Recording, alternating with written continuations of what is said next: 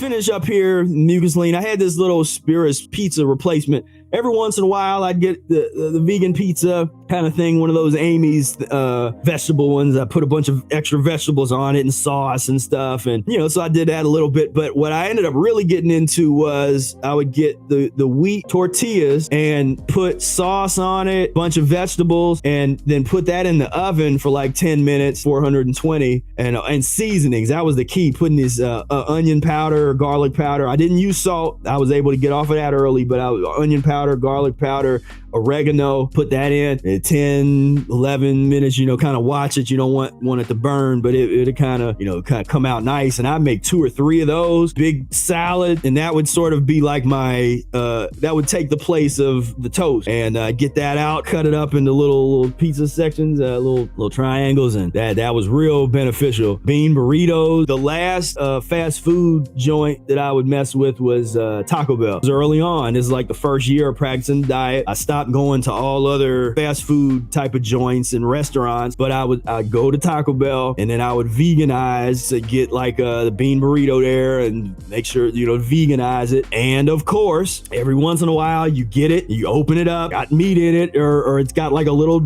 nibble of meat. It's because it's got the cross contamination, and you have to learn that lesson when you're going down this. You once you get real serious, especially once you make that switch and you feel that, and really no longer want any of that meat residue, that becomes pretty profound to you. And you're like, okay.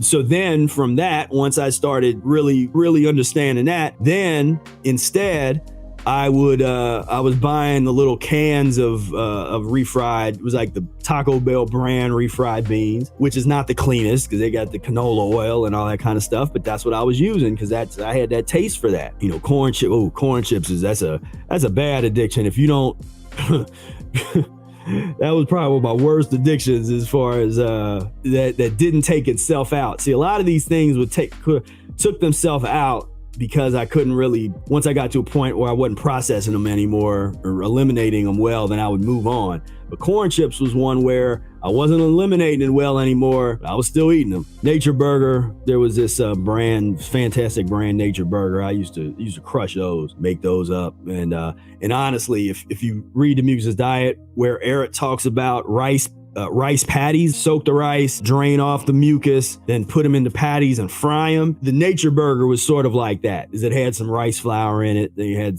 different flour. There was a lot of ingredients in it, but it was that kind of thing, and it eliminated okay. It didn't eliminate great, but it definitely hit the spot when I was really craving some mucus in those early years.